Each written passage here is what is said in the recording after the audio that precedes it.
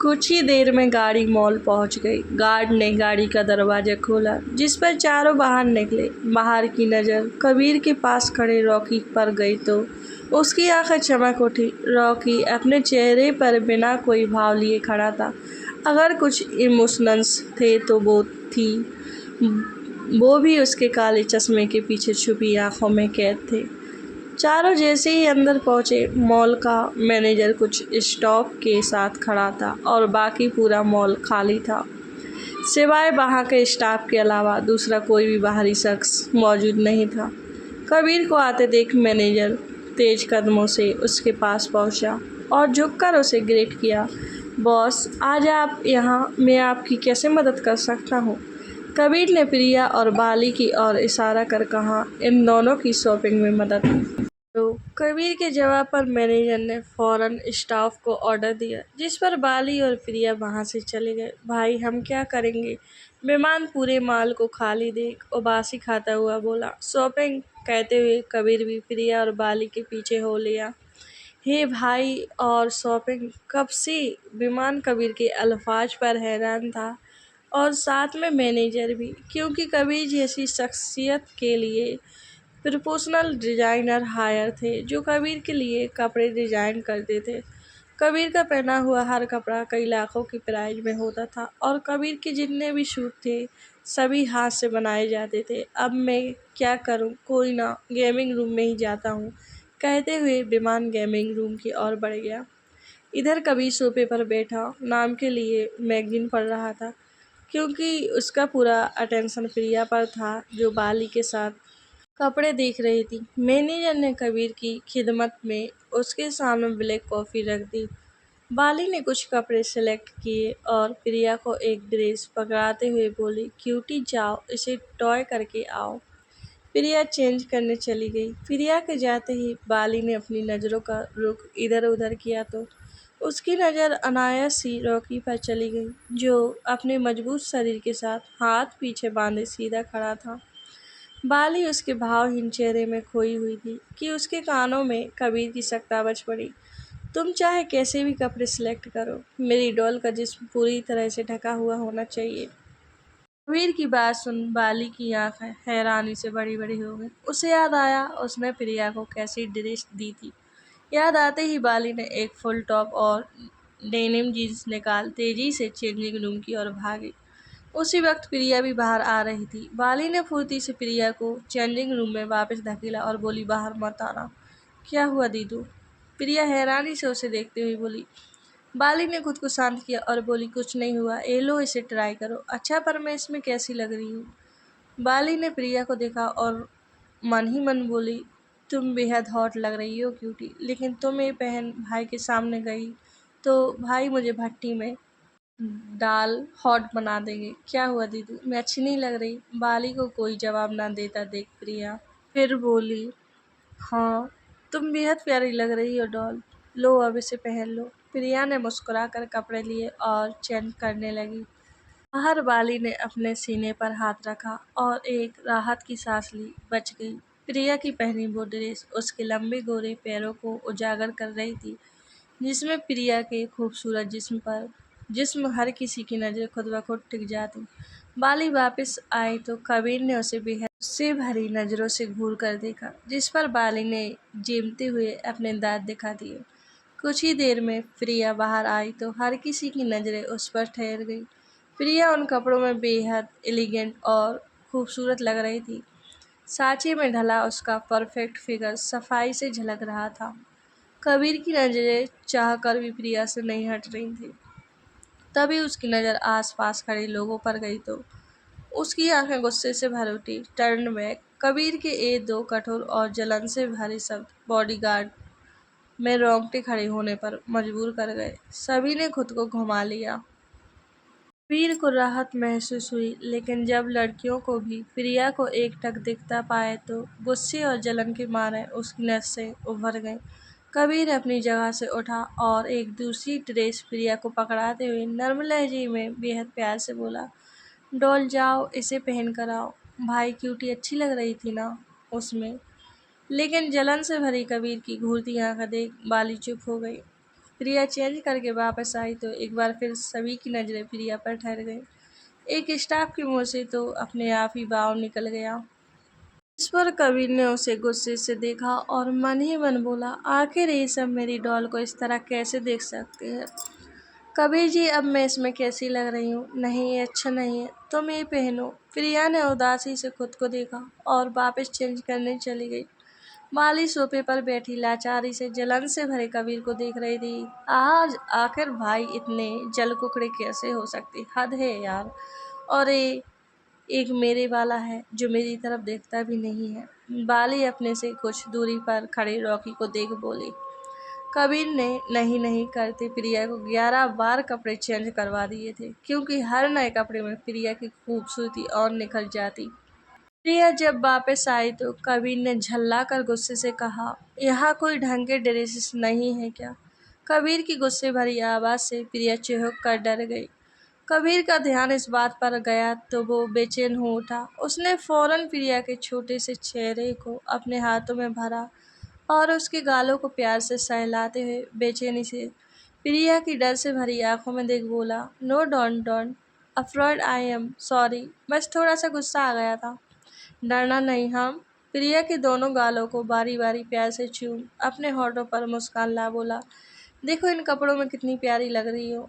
प्रिया ने अपनी टिमटिमाती आंखों को झपकाया और होठों पर एक प्यारी सी मुस्कान ले आई।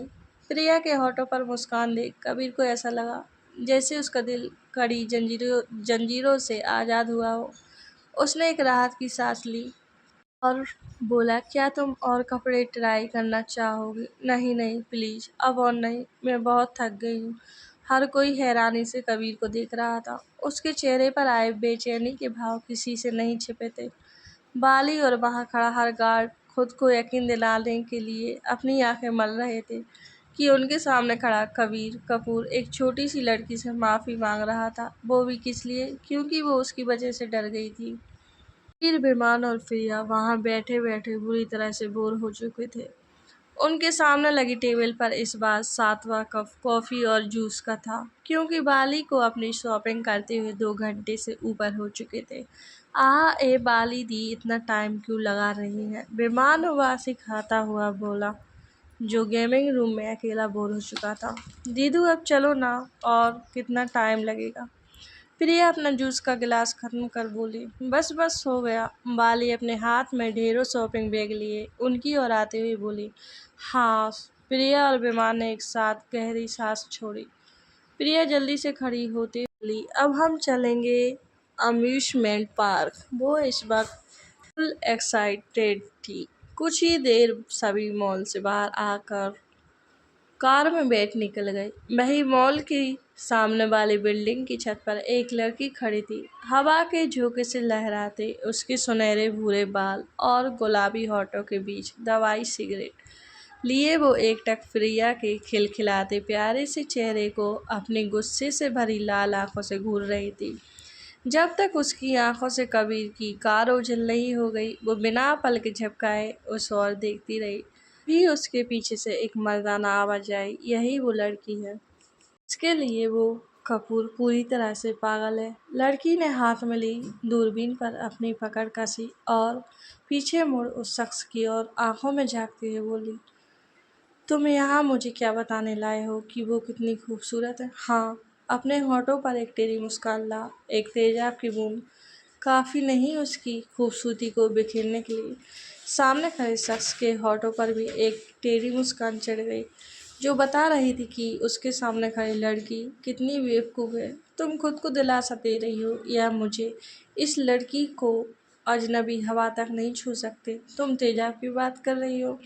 वो कबीर कपूर है। अगर उसे हल्की भनक भी लग गई कि तुम उस लड़की को नुकसान पहुंचाना चाहती हो, तो वो तुम्हें मौत की चौखट पर ला खड़ा कर देगा। हाँ, ना तो तुम मर सकोगी और ना ही जी सकोगी। विक्रम, जवान संभाल कर। वो लड़की गुस्से से भरी जोर से चीखी। विक्रम ओबराय था विवेक का बाप, जिसके अंदर कबीर से बदला लेने की आग भरी हुई थी, क्योंकि विवेक ने उसकी बाहों में ही दम तोड़ दिया था। एक लौते बेटे को खोने के बाद उसके अंदर बस बदले की आग भर गई। लेकिन वो ये भी जानता था कि वो अकेला क्या, उसके जैसे 100 भी कबीर का कुछ नहीं बिगाड़ सकते थे। इसलिए उसने एक बड़ी और चालाक ताकत के साथ हाथ मिलाने की सोची, जिस पर वो एक बड़ी तो नहीं पर एक चालाक शख्सियत से जरूर मिल चुका था। इधर दूसरी ओर कबीर की कार अम्यूज़मेंट पार्क के आगे जाकर रुकी। सभी गाड़ी से नीचे उतरे तो अपने सामने आकाश और शिवा के साथ कुछ और गार्ड को खड़ा पाया। क्या बात है, मेरे बिना ही घूमा जा रहा है? आकाश चेहरे पर स्माइल लिए बोला। अरे आकाश जी, आप यहाँ कैसे हैं आप?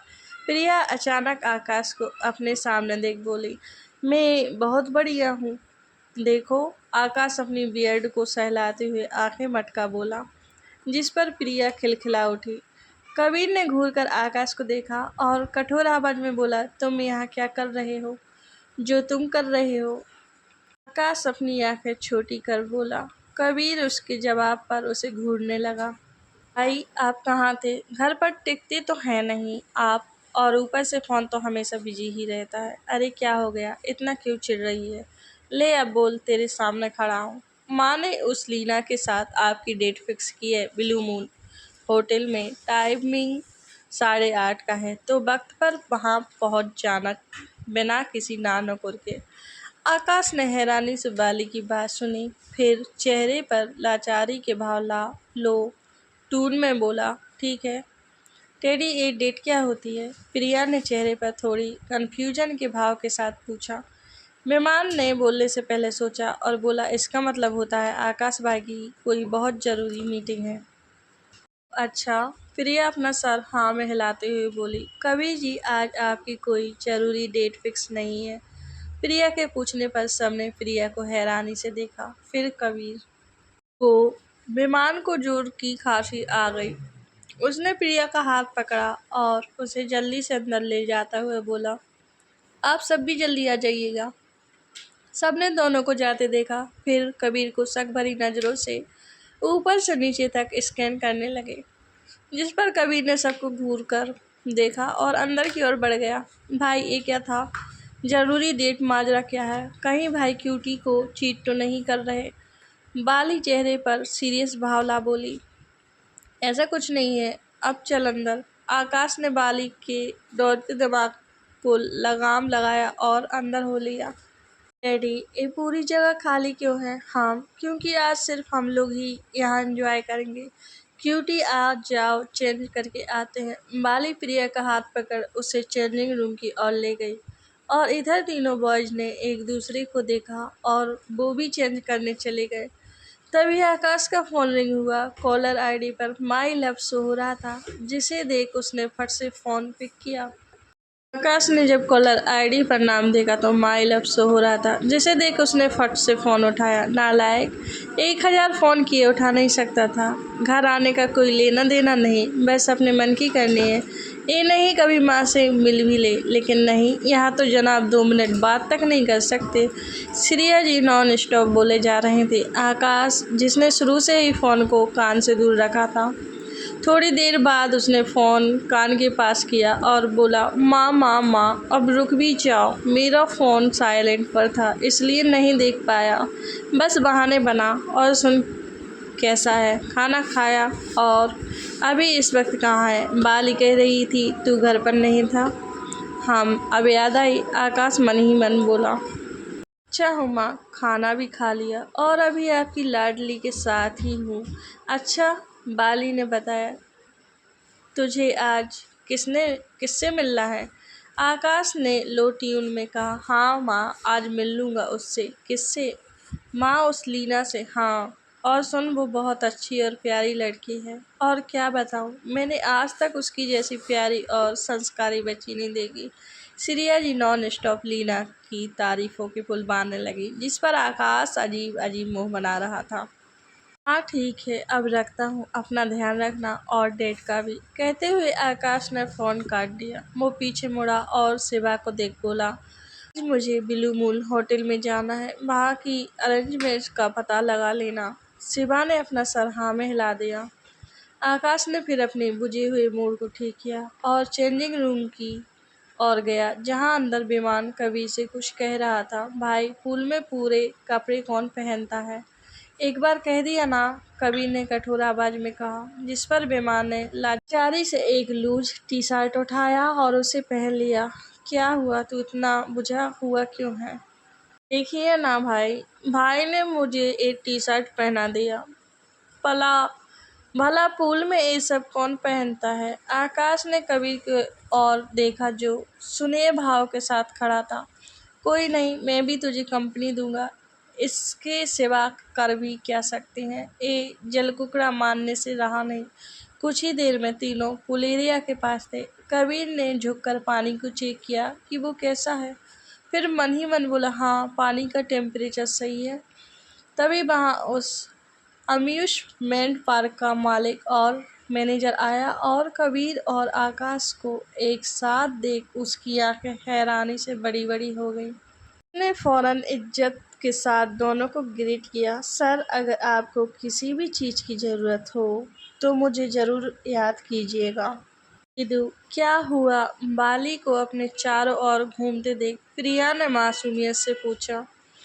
कुछ नहीं, अब चलो थोड़ी मस्ती करते हैं। यस दीदू, आज हम ढेर सारी मस्ती करेंगे। दोनों खिलखिलाती पूल एरिया की तरफ आ गई, जहाँ कबीर वहाँ रखी चेयर पर लेटा था, तो वहीं आकाश और विमान पूल के अंदर थे। कबीर आज बहुत रिलैक्स फील कर रहा था, जो उसके चेहरे पर भी नजर आ रहा था। तभी उसकी नज़रें सामने की ओर गई, जहाँ से उसकी डॉल खिलखिलाती हुई आ रही थी। खूबसूरत चेहरे पर हमेशा छाव की तरह छाई उसकी मासूमियत, और पोनीटेल में बंधे उसके कमर तक लहराते बाल हवा के साथ ताल से ताल मिला रहे थे। लेकिन ये सब कबीर के दिल के तार छेड़ चुके थे। कबीर की नज़रें हमेशा की तरह प्रिया से हट ही नहीं रही थी। ऊपर से प्रिया का हंसते समय निचले होंठ को दांतों तले दबा देना कबीर के लिए और भी हानिकारक था।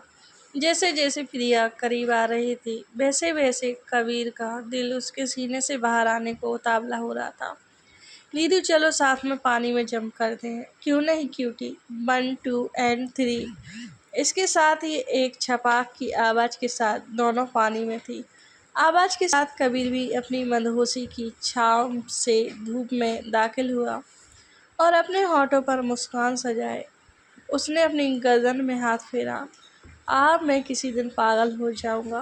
कबीर अपने होठ को दांते तले दबा मन ही मन प्रिया को देख बोला। प्रिया की मासूमियत कबीर पर कुछ इस तरह भरी थी कि वो बस उसके मासूम चेहरे में खो जाया करता था। जब सामने उसकी डॉल होती तो दुनिया में सभी के चेहरे उसके लिए ले पड़ जाते और बस एक चमकता चेहरा सामने रहता, वो था बस प्रिया का। मोटी सारा पानी पूल से बाहर फेंकेगी क्या? मेहमान अपने चेहरे से पानी पोंछ प्रिया को चढ़ाते हुए बोला। प्रिया ने अपनी आंखें छोटी की और बेमान को देख बोली, ओह, तो तुम यहाँ हो? तभी मैं भी सोचूं, आखिर पानी में इतनी बदबू कहाँ से आ रही है। प्रिया की बात पर आकाश और बाली हंस पड़े। बेमान तमतमा गया। रुक तू। मेहमान उसकी ओर बढ़ा तो प्रिया तैरते हुए पास खड़े आकाश के पीछे छुप गई। प्रिया को आकाश के करीब देख कबीर के तन बदन में आग लग गई। वो अपनी जगह से खड़ा हुआ और सीधे पानी में कूद गया, जिसे देख आकाश प्रिया से झट से दूर हुआ और उससे 4 गज की दूरी बना ली। अब कहाँ जाएगी मोटी? बेमान उसकी ओर बढ़ते हुए बोला। एकदम से कबीर दोनों के बीच आ गया, जिस पर प्रिया ने कबीर की टी शर्ट पकड़ ली और कबीर के पीछे से अपना चेहरा निकाल बोली, कबीर जी देखो, ये टेडी मुझसे लड़ाई कर रहा है। कबीर ने घूरकर विमान को देखा तो विमान उल्टा तैरते हुए बोला, भाई मैं बस तैर रहा हूँ, देखो मैं वायलेंस से बहुत दूर रहता हूँ। विमान को डरता देख प्रिया उसे जीभ दिखा चढ़ाते हुए खिलखिला उठी। प्रिया के छूने पर कबीर को अपनी जलन से राहत मिली। उसने प्रिया की ओर देखा और बोला, डॉल, क्या तुम इस पूल की साइज में कंफर्टेबल हो? कबीर अपनी नन्ही सी गुड़िया की फिक्र करता हुआ बोला, क्योंकि पूल की गहराई कुल 7.5 फीट के करीब थी और उसकी डॉल छोटी सी जो थी। हाँ कबीर जी, मैं इसमें कंफर्टेबल हूँ और मुझे स्विमिंग करना भी आता है, प्रिया मुस्कुराकर बोली, जिस पर कबीर को तसल्ली हुई। दीदू, क्या आप इन राइडर्स की बात कर रही थी? प्रिया उंगली के इशारे से वाटर राइडर्स की ओर इशारा कर बोली, हाँ क्यूटी, सच्ची में ये कितना बड़ा है, अगर हम बीच में फंस गए तो। प्रिया हैरान थी। बाली हंस पड़ी और बोली, नहीं हम नहीं फंसेंगे। अच्छा, पर हम दोनों की हाइट तो छोटी है, अगर ये तीनों फंस गए तो। प्रिया तीनों बॉयज की ओर इशारा कर बोली, जो 6-6 फुट के ताकतवर बॉडी के मालिक थे। क्यूटी, क्या तुमने पहले वाटर राइड्स यूज नहीं की? प्रिया ने मासूमियत से अपना सरनाम हिला दिया, जिस पर बाली हैरान थी। बाली कुछ और कहती उससे पहले ही विमान प्रिया के उदास चेहरे को देख बोल उठा, गुड्डू मैं कोल्ड ड्रिंक्स मंगवा रहा हूँ, तू कौन सी लेगी? मैं कोला लूँगी। प्रिया उसकी बात सुन चटकारे लेती हुई बोली, और हाँ मैं 3 लूँगी। ओके, जो हुक्म मेरे आका। विमान ने सैल्यूट मारा और ड्रिंक्स मंगवा ली। दीदू, हम कोल्ड ड्रिंक्स पीने के बाद उन राइडर्स पर चलेंगे, ठीक है? प्रिया चहकती हुई बोली। इस वक्त वो एक छोटे बच्चे की तरह दिख रही थी, जिसे नए खिलौने से खेलने की बहुत जल्दी थी। बाली ने उसके गालों को प्यार से सहलाया और बोली, हाँ क्योंकि। वीर अपने दोनों हाथ पीछे दीवार पर टिकाए प्रिया को अपनी गहरी नीली आंखों से बेहद प्यार से निहार रहा था। प्रिया, विमान और बाली तीनों बच्चों की तरह पानी में खेल रहे थे। आकाश, जो कब से कबीर को ही देख रहा था, वो थोड़ी हंसी के साथ बोला, पलके तो झपका ले यार। कबीर बिना उसकी ओर देखे बोला, मुझे डिस्टर्ब मत कर, गजब है। आकाश उसे आंखें छोटी कर घूरने लगा। आकाश ने बोतल को अपने होठों से दूर की और बिना उसकी ओर देख बोला, पड़ गई ठंडक। हाँ, कबीर का बस यही जवाब था। प्रिया अपने एक बोतल खाली कर चुकी थी। उसने दूसरी उठाई और उसे पीते हुए जैसे ही उसकी नज़र कबीर पर पड़ी और साथ में उसके खाली हाथ देखे तो मन ही मन बोली, क्या कबीर जी ने जूस नहीं लिया? प्रिया ने अपने हाथ में वो दूसरी बोतल ली और कबीर के पास आ बोली, कबीर जी आपने जूस क्यों नहीं लिया? इसे पसंद। आकाश बोल ही रहा था कि कबीर ने अपना पैर आकाश के पैर में उलझाया और उसके साथ ही आकाश का बैलेंस बिगड़ा और वो सीधा पानी में डूब गया। प्रिया ने हैरानी से आकाश की ओर देखा, जिस पर कबीर उसका ध्यान अपनी ओर करता हुआ मासूम सा बन बोला, डॉल उसके पास ड्रिंक्स खत्म हो गई थी। ओह, ये लीजिए मेरे पास एक्स्ट्रा है। प्रिया ने मुस्कुराकर बोतल कबीर के आगे कर दी, जिस पर कबीर ने प्रिया की झूठी बोतल को ले सीधा अपने होठों से लगा ली। अरे अरे, मैं तो ये बाली आपके लिए लाई थी। प्रिया कबीर को रोकती हुई बोली। इस पर कबीर उसे एक मुस्कान देते हुए बोला, तुम इसे पी लो। हाँ। प्रिया ने फिर बोतल का कैप खोला। आकाश पानी से बाहर आया और गुस्से से घूरते हुए कबीर को देखने लगा, लेकिन कबीर ने उसे पूरी तरह इग्नोर कर दिया। आकाश जी, आप। प्रिया बोल ही रही थी कि कबीर ने उसे टोकते हुए कहा, इसे भैया कहकर बुलाओ। कबीर को बिल्कुल हजम नहीं हो रहा था कि प्रिया आकाश को उसके नाम से बुलाए। हाँ। प्रिया ने मासूम नज़रों से कबीर को देखा तो कबीर उसके माथे पर हाथ फेरते हुए प्यार से बोला, डॉल इसे भैया कहकर बुलाओ, क्योंकि इसे बिल्कुल पसंद नहीं कि कोई भी लड़की इसे इसके नाम से बुलाए। क्या सच्ची? प्रिया ने मासूमियत से पूछा। हाँ। मन से ही आकाश कबीर को बुरी तरह घूरने लगा। प्रिया का भैया बुलाना तो उसे हजम हुआ, लेकिन सारी लड़कियां उसे भैया कहेंगी तो उसकी तो ज़िंदगी ही बर्बाद हो जाएगी। भैया, आप पानी में अचानक से कैसे डूब गए? वो बस मैं थोड़ा पसीने से हो गया था तो इसलिए डुबकी लगा ली। आकाश झूठा मुस्कुराकर कबीर को छोटी आंखों से घूरता हुआ बोला, लेकिन इधर कबीर को उसके घूरने से घंटा फर्क पड़ रहा था। उसे तो प्रिया का आकाश को भैया कहना कानों को सुकून पहुंचा गया। तभी बाली प्रिया के पास आई और बोली, क्यूटी चलो अब हम वाटर राइडर्स पर चलते हैं। प्रिया एक्साइटेड हो गई और बोली, हाँ दीदू चलो। तभी कबीर और आकाश की ओर देख बोली, आप दोनों भी हमारे साथ चलिए ना। हमें बच्चों जैसे खेल। आकाश अपनी पूरी बात बोल भी पाता उससे पहले ही वो एक बार फिर पानी के अंदर था। हाँ डॉल चलो, कहते हुए कबीर पूल से बाहर निकल गया। आकाश भी पानी से बाहर निकला और अपने बाल हाथों से पीछे करता हुआ बोला, मैं भी चलूँगा। फिर मन ही मन बोला, इस कमीने को ऊपर से धक्का जो देना है। क्या आप फिर पसीने से हो गए? प्रिया उसे बाहर निकाल देख हैरानी से बोली, हाँ। आकाश जेबते हुए बोला। तभी प्रिया अभिमान को बहाना देख बोली, दीदू ये टेडी कहाँ गया? वो वॉशरूम गया था, आता ही होगा, हम चलते हैं। कहते हुए वो प्रिया का हाथ पकड़ ऊपर की ओर ले गई। आकाश ने घूरकर कबीर को देखा और बोला, तुझे कब से इन सब का शौक चढ़ने लगा? तो दोस्तों, कहानी का एंड यहीं पर ख़त्म करती हूँ। उम्मीद करती हूँ आपको ये भाग ज़रूर पसंद आएगा। पसंद आता है लाइक करें और कमेंट करके मुझे ज़रूर बताएं। और अगर आप लोगों ने मेरे चैनल को सब्सक्राइब नहीं किया तो प्लीज़ सब्सक्राइब ज़रूर कर लेना।